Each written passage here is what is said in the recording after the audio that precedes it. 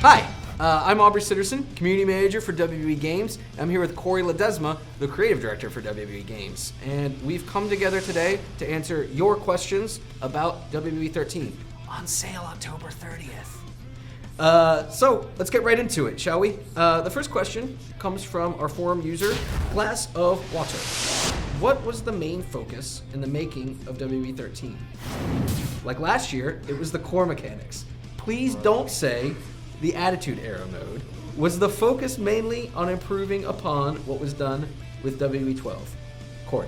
That's a good question. Last year, definitely for WWE 12, was a focus on this new engine overhaul. I mean, it's such a big, large change that it does require a great amount of effort and focus on that. This year, I wouldn't say we have one giant focus that's all-encompassing. Everything is, directed towards that. We actually look at the individual pieces of the game. You have gameplay, which is a huge part, and they talked about, please tell me that next year, 13, you're still focusing on gameplay. Absolutely. We have the story mode, which is our Attitude Era campaign this year. We have the creation modes, we have online. So we don't just focus on one thing. Last year was kind of a special situation because it was the new engine. But we look at each individual area and see how we can improve them, how we can make them better, how we can add new features. So they mentioned Attitude Era, please. That's definitely not the whole focus of the game. It's still a current WWE game, it's a simulation game, so we didn't want that to be overshadowed in any way. It still has a full current roster. Gameplay is still a huge focus. So that's still alive and well in there. But our single player campaign, it's all about the Attitude Era, nice. Which is really cool. And I think fans are really going to dig it, whether you're fans back then or not. I think the hardcore fans that maybe watched back then will definitely appreciate that. We'll have that nostalgia there, that they can relive those moments. Fans that maybe weren't born yet or too young to remember that time, it's kind of an educational piece. It teaches you where these guys came from, how Stone Cold Steve Austin came to be where he is today. How he rose up and kind of dominated the wrestling scene at that time. So it serves as that cool piece. It's also a casual play too. Maybe you haven't played a game since N64 No Mercy, and it was the Attitude Era back then, and it's you want to relive that experience. You can do that in WWE 13. So I think it plays on a lot of cool different dynamics there. Cool. But it's not just the Attitude Era. It's not just the Attitude Era. I mean, we focus on everything, and we'll talk about the gameplay side. We'll talk about all the other sides. I know I just rambled on about the Attitude Era. I promise it's not all about that, but we focus on everything. We don't want any game area to be neglected. Cool. Another question for you. How are you?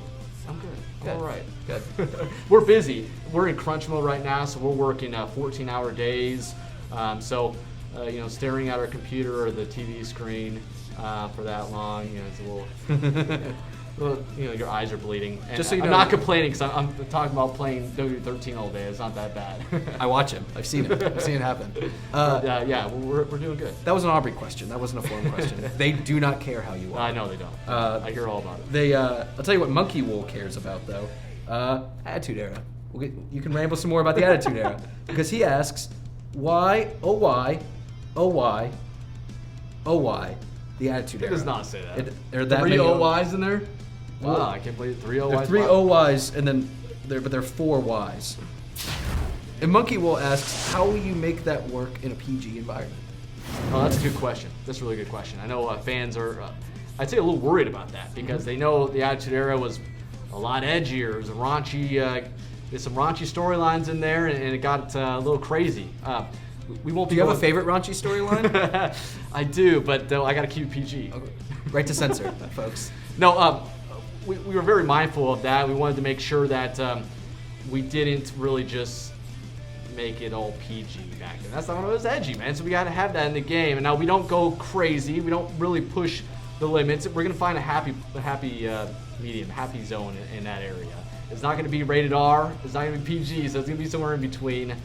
We find a good place for that, and I think fans will be happy about that. And really, the major storylines that we cover, they don't really talk about a lot of the super raunchy storylines in there. I mean, we're talking about Stone Cold Steve Austin, The Undertaker, and what was going on with them.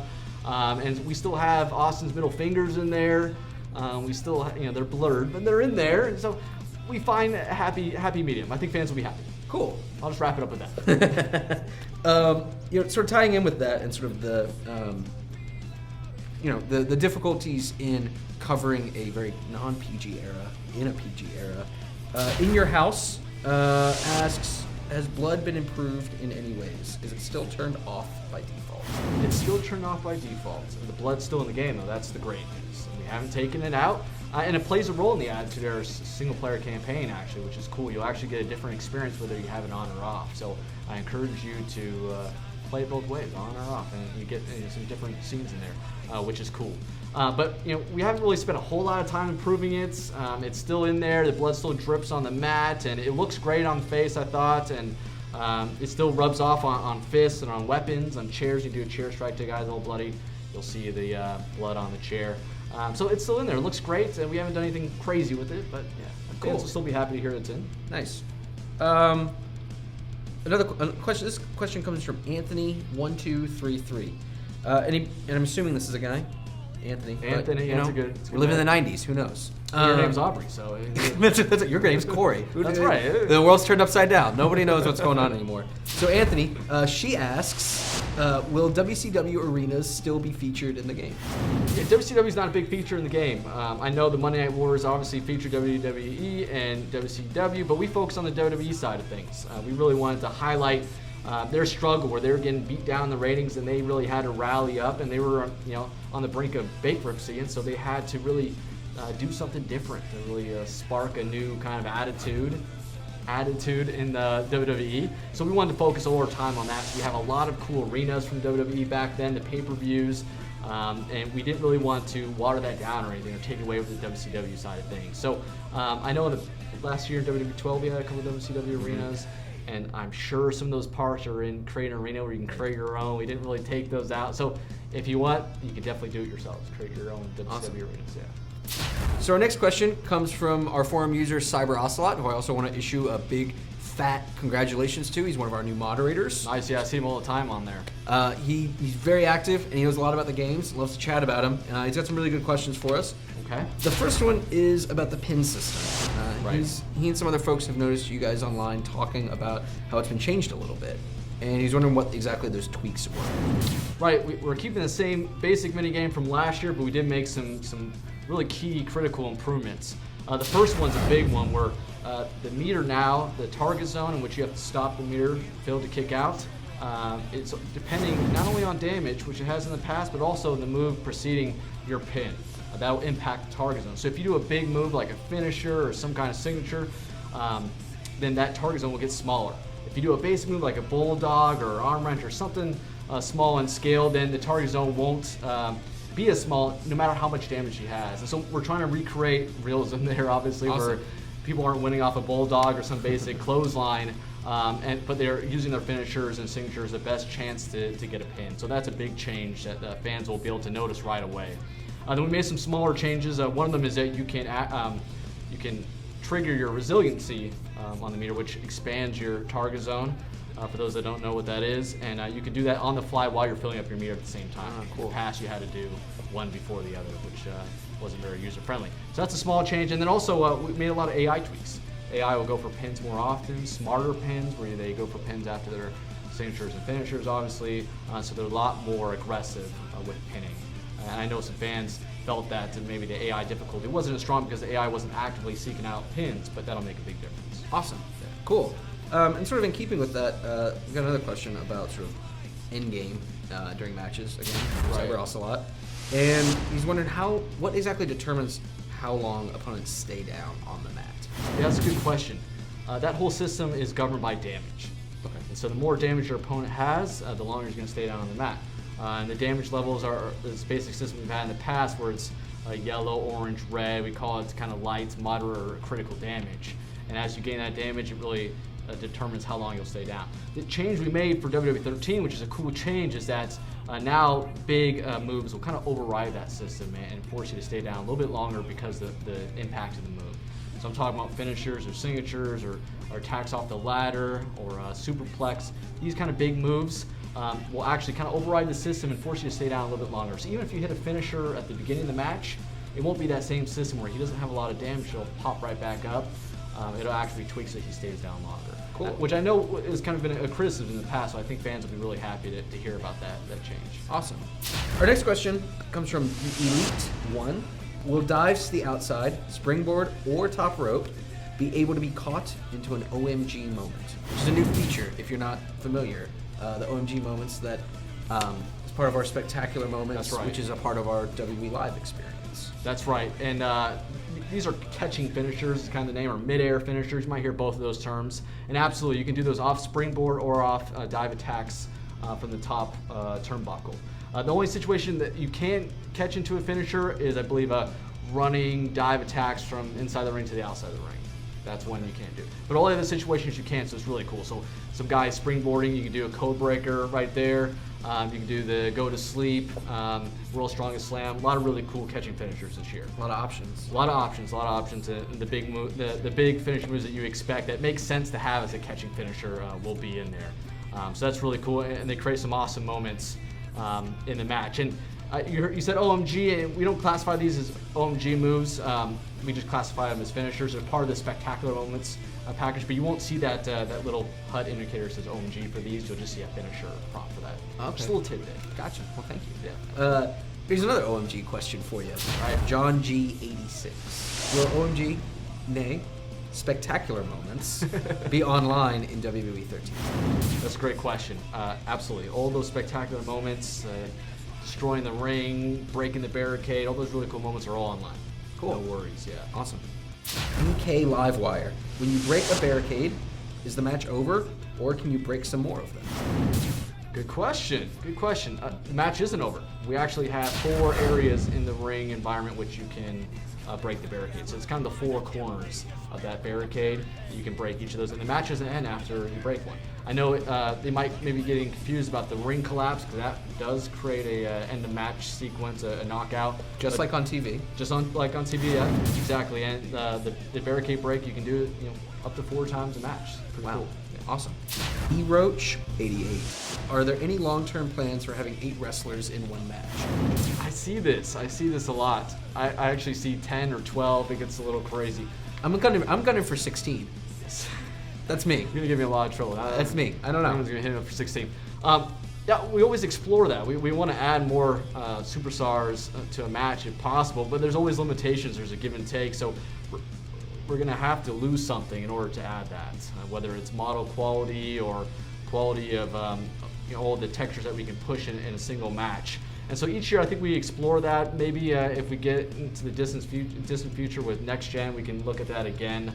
But there's going to be some concessions. We might not have as big a roster if we have up to 8 guys in the ring. And the reason why is because we might need to make a high quality model for one-on-one matches and a lower quality model, because we can't have 8 high quality models in one match. Lower quality model for which means we have to do double the work possibly, which means we can't get as much done. Those are the kind of things we weigh with these decisions, and so I think each year we visit it. Obviously, this year. So these decisions aren't arbitrary. These are no, it's not. You don't just not have like a thing against 4-on-4 That's matches, right. do you? Because that's what I've heard played. 6 isn't my favorite number or anything like that. Okay. What is your favorite number? 13. 13. Okay. There you go. Glass of water. Setting number of stored finishers before the match is something new I heard of. And tell us about that in detail, please. Yes, you can select how many finishers you start with the match. It's pretty awesome, actually. You can select 1, 2, 3, or infinity as your options, or none, of course. So you have those options, and it changes the game in a lot of ways when you set up new matches. Obviously, you can use it as a handicap where you're feeling pretty confident in the game. I can give you a couple finishers to start off. I wouldn't need easily. I wouldn't need them. You can do that with the AI. It's fun to have infinity versus infinity, and you guys are just hitting finishers all over the place. That's always a fun. So it just gives you some cool new options to enter in a match. We actually had it a long time ago in the SmackDown series, so it's kind of like we're bringing it back, and it gives it even an arcade kind of flavor, because obviously you're hitting finishers all the time. It's kind of a cool, fast-paced arcade experience. So yeah, we're really happy to bring it back, and I noticed that a lot of fans are kind of super excited about that one edition, and it makes there are matches like that. Yeah. There are pay-per-view matches that are heated, and folks go into it and they just immediately start hitting the finishers. Absolutely, and it's cool to do stuff like a hometown match. Maybe my opponent starts off with a finisher, and I make that kind of a cool little realism type thing there, and make it a little bit of a challenge for me. So yeah, it does change things up. It's cool. Animals 07. Has hit detection been improved, such as on moves and springboards? I love this question, and I love it because been a big focus of ours, really improving that this year. We saw some frustrations with moves not connecting well, and so we really wanted to prove that. We feel like when you miss a move like that, it's really disappointing. It's obviously a big disadvantage in the match. We always want to have those moves sync up and connect. So we spent a lot of time on that, improving diving attacks. Diving attacks hit a lot better. Springboard attacks hit much better. So those are two big areas. We've also added contextual animations, and what those are, there's situations in which maybe you have your back towards me and I'm fighting in the ring and I do a running attack on you. It might be a clothesline. Those moves wouldn't sync up, so a lot of times odd things would happen because who does a clothesline from behind if the clothesline was meant for you standing in front of me? So we've done stuff like now you'll do a running drop kick or something like that instead. So these contextual animations will actually take over and play in appropriate situations. Awesome. Which make hit detection a lot better because people might have had problems with certain moves connecting because they were in different states that weren't supposed to connect. So that's another big improvement. So we really spent a lot of time making sure that these moves are connecting and hitting properly, and so I think people are going to be really satisfied with how that's feeling now in the game. Now, this is a question it's not on the list. This is an Aubrey question. Because we use a lot of terms when we're talking about our games, but I'm not sure if everybody fully understands the difference. The difference in the terms, right. When you say hit detection, what exactly does that refer to? Is it any time that two wrestlers sort of touch and interact? Yeah, I know exactly what you're talking about. I think the terms are hit detection and collision. They get kind of confused. And hit detection, we're just talking about how the moves connect and how they sync up. And collision, we're talking about interpenetration when maybe arms clip through each other, the hair goes through something. Those are what we call collision issues. I see. And so when you're talking about a move not connecting properly, like you do a diving attack and it looked like it should have hit perfectly and something strange happened, right. That's all hit detection. I see. And if you see something like, there's a fat guy and his arm's going through or something like that, that's collision. So those are the difference between the terms. Gotcha. But I'm glad you brought that up because there is a lot of confusion about that. So would you say that hit detection deals with gameplay, where collision is more of an aesthetic issue? Absolutely. Gotcha. Absolutely right. Hit detection is all gameplay, and collision is just how it looks. Perfect. Okay. So we've got one more question. If you've been counting the official questions, this is number 13. All right. Nice. Which makes sense. Perfect. The last one also comes from Cyber Ocelot. This one's about weight detection. So a smaller guy can't do certain moves to a larger guy. That's right. And he wonders how exactly this works. Right, in WWE 12, that was the issue. A small guy could do a lifting move. We call them lifting moves, and he moves that lift him over his head to the bigger guy. And obviously that doesn't look good or make sense. And so we did want to add a weight detection system. We wanted to make sure it was a system that was fair, wasn't frustrating, didn't change your move set drastically. Those are kind of the factors we played into adding a weight detection system because it's been done in a couple different ways. And so what we do now is that whenever there's a situation in which a small guy does have a lifting move in his moveset and he's about to lift a big guy, we have a move swap that happens dynamically, and so he'll play a non-lifting move. Cool. And it isn't just one move. I mean, we have up to 16 different categories for all the different states that you're in, so 16 different positions. And you can go into create a moveset and assign what non-lifting move you want to have for that sub moveset. So there is some customization going on there, and there is more than one move. It is only one move per category or per position, but there's up to 16 positions. So you do have some. So to clarify, if you're playing Big Show and I'm playing anyone who's not as big as Big Show, right? Who hasn't been announced. Exactly. I caught myself. If you're playing Big Show and I'm playing a smaller guy, and we're facing each other, and I go to do a lifting move, that's one position. There's one move linked to that specific. Right. There's position. another position if I grab you from behind you, or if there's another situation whether it's in the turnbuckle. A lot of different positions. We have 16 different positions in which you can swap out a move there. Awesome. Yeah. Cool. Well, that's everything, guys, for this time around. Right. Plenty more questions to come. I saw your list. It was like you said you had 300 plus questions. Or was there it were more a than few. that? There were a few questions that folks had. Yeah. But this was the first of many developer Q&As. We're gonna keep these coming. So please, thank you for tuning in. Make sure to come back to www.thq.com, our forums. We're gonna be making posts. You guys can come in, ask whatever questions you have about the game. As always, we'll take the best ones. Pose them to my man Cory and other folks on the Brian Williams, right? I saw someone's post. Brian Williams. I saw someone's folks. post that said they hated my Q&As and they loved Brian. So you might want to have more Brian Q&As. I'm kind of ashamed you've been reading my Twitter. Nice, that was you. But Yeah, thank you, Cory, for taking the time. I appreciate it. As always, you can find us online at wwe.thq.com, on Twitter at WWE Games, and on Facebook at facebook.com/WWE Games. Keep the questions coming, and yeah, get excited. WWE 13, October 30th. Don't go trick-or-treating.